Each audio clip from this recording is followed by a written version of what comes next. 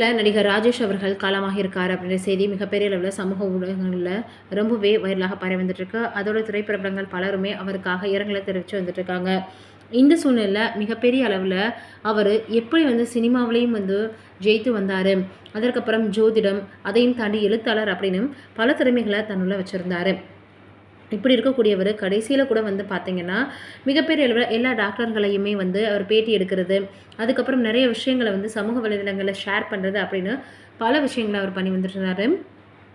மக்களுக்காக நிறைய விஷயங்கள் சொல்லணும் அப்படின்னு கூட அவர் வீடியோலாம் எடுத்து அதை பார்த்திங்கன்னா ரிலீஸ் பண்ணுறதுக்காக ரெடியாக வச்சுருந்தாராம்.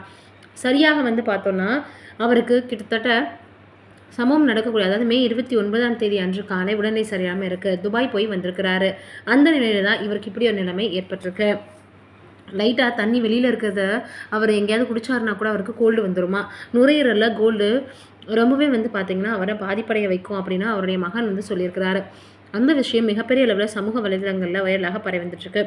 துபாய்க்கு போயிட்டு வந்தவரில் உடல்நிலை சரியில்லைன்னு சொன்னதுமே நான் பார்த்திங்கன்னா கோல்டுக்கான டேப்லெட்ஸு, அதற்கப்புறம் இன்னும் நிறைய அவருக்கு விக்ஸ் தேய்க்கிறது அப்படின்னு பல விஷயங்களை பண்ணேன்.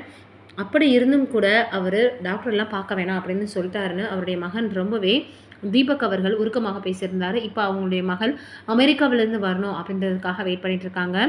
ஜூன் 1ஆம் தேதி இவருடைய உடல் நல்லடக்கம் செய்யப்படும் அப்படின்ற மாதிரி எதிர்பார்க்கப்பட்டுருக்கு. இந்த சூழ்நிலையில் கடைசியாக அவர் நிறைய விஷயங்களை பேசியிருக்கிறார். அதோடு மட்டும் இல்லாமல் கமலஹாசன் அவர்கள் இருக்கார் இல்லையா, அவர் கூட சொல்லியிருப்பார், நீங்கள் ஒரு பணக்காரனாக காலமாகணும் அப்படின்ற மாதிரி சொல்லியிருப்பாராம்.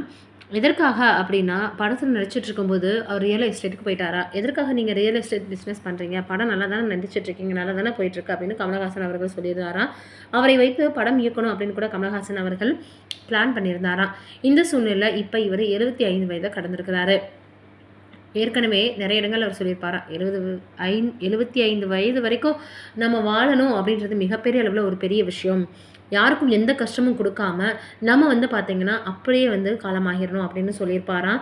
அதே போல் தான் இப்போ பார்த்திங்கன்னா தன்னுடைய 75 வயதில் திடீர்னு ஏற்பட்ட உடல்நலக்குறைவு காரணமாக காலமாகியிருக்கார். இவருடைய தம்பி கூட என்ன சொல்லியிருந்தாருன்னா, ஒரு மருத்துவர் அங்கே வந்தார், ரொம்ப நேரம் பேசிகிட்டே இருந்தார், நாங்களுமே சாதாரண ஒரு பிரச்சனை தான் அப்படின்னு ரொம்ப லேசாக விட்டுட்டோம் அப்படின்ற மாதிரியும், அதையும் தாண்டி அவர் மருத்துவமனைக்கே வேணான்னு சொன்னார், நாங்கள் தான் அவரை கட்டாயப்படுத்தி கூட்டிகிட்டு வந்தோம், ஆனால் இப்படி ஆயிடுச்சு அப்படின்னு ரொம்பவே அவங்களுடைய உடன் பிறந்த தம்பி உருக்கத்தோடு சொல்லியிருப்பார். இந்த சூழ்நிலையில் தொடர்ந்து பிரபலங்களில் இருந்து ரசிகர்கள்லேருந்து எல்லாருமே அவருடைய ஆன்மா சாந்திடன் அப்படின்னு சொல்லி வந்துட்டுருக்காங்க.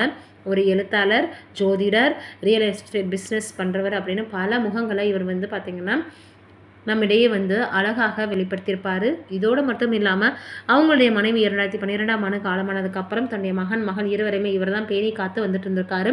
இந்த சூழ்நிலை இப்போ இவருக்கு இப்படி ஒரு சூழ்நிலை ஏற்பட்டு அவர் காலமாக இருக்கிறது எல்லோருக்குமே வருத்தத்தை ஏற்படுத்தியிருக்கு. அதுலேயும் அந்த 7 நாட்கள் இவருடைய கரியர்லேயே மறக்க முடியாத திரைப்படம் அப்படின்னு தான் சொல்லணும். மிகப்பெரிய அளவில் இவர் அந்த படத்தில் ஒரு நல்ல நடிகராக தன்னை காட்டியிருப்பார், நல்லா நடிச்சிருப்பார். இவர் என்னுடைய ஆன்மா சாந்தி கடவுள்கிட்ட வேண்டிக்கலாம்.